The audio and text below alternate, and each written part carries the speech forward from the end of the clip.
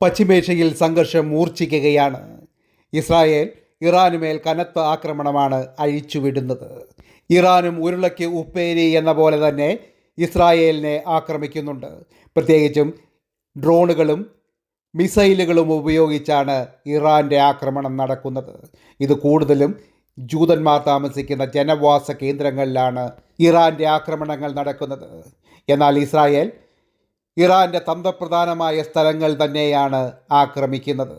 അവരുടെ എണ്ണപ്പാടങ്ങളും മിലിറ്ററി ബേസുകളുമാണ്, തുറമുഖങ്ങളും എയർപോർട്ടുകളും ലക്ഷ്യം വെച്ചാണ് ഇസ്രായേലിൻ്റെ ആക്രമണം നടക്കുന്നത്. ഇറാനെ തകർക്കുവാൻ ഇസ്രായേൽ ഏതറ്റം വരെ പോകുമെന്നാണ് ഇസ്രായേലിൻ്റെ പ്രധാനമന്ത്രി ബെഞ്ചമിൻ നെതന്യാഹു പറഞ്ഞിട്ടുള്ളത്. ഇസ്രായേൽ ആണവായുധം പ്രയോഗിച്ചാൽ അതിന് മറുപടി നൽകുവാൻ മുസ്ലിം രാഷ്ട്രങ്ങളിൽ ന്യൂക്ലിയർ ബോംബുള്ള പാകിസ്ഥാൻ തങ്ങളുടെ പക്ഷത്ത് അണിചേരുമെന്ന ഇറാൻ്റെ പ്രസ്താവനയ്ക്ക് മറുപടിയുമായി പാകിസ്ഥാൻ പ്രതിരോധ മന്ത്രി ഹാജ മുഹമ്മദ് അസീഫ് രംഗത്ത് വന്നു.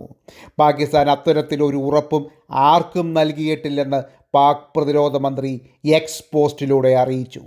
പാകിസ്ഥാൻ്റെ ആണവശക്തി പാകിസ്ഥാനിലെ ജനങ്ങൾക്ക് ഉപയോഗപ്രദമാകാനും പാകിസ്ഥാൻ്റെ ശത്രുക്കളുടെ നീക്കങ്ങളെ പ്രതിരോധിക്കാനുമാണ്.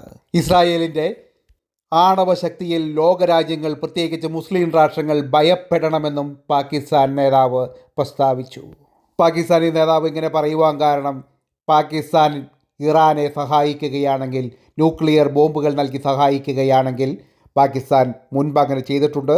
ന്യൂക്ലിയർ ബോംബ് ഉണ്ടാക്കാൻ ഇറാനെ സഹായിച്ചത് പാകിസ്ഥാനി ആണവ ശാസ്ത്രജ്ഞനായ എക്യു ഹാൻ തന്നെയാണ്. ഇത് അമേരിക്ക കണ്ടുപിടിച്ചിട്ടുള്ളതാണ്. പർവേസ് മുഷറഫിൻ്റെ കാലത്ത് അമേരിക്ക പാകിസ്ഥാന് വൻ താക്കീത് നൽകിയതാണ് ഇതിനെതിരെ. അതുകൊണ്ട് പാകിസ്ഥാൻ അറിയാം, അമേരിക്കയുടെ ശത്രുവായ ഇറാനെ സഹായിക്കാൻ പോയാൽ അമേരിക്കയുടെ അടുത്തുനിന്ന് പണി കിട്ടുമെന്ന്. മാത്രവുമല്ല, ഇസ്രായേലും നോക്കിയിരിക്കില്ലെന്ന് പാകിസ്ഥാന് നന്നായിട്ടറിയാം. മാത്രവുമല്ല, കിട്ടിയ അവസരം ഇന്ത്യ മുതലാക്കുമെന്നും പാകിസ്ഥാന് പേടിയുണ്ട്.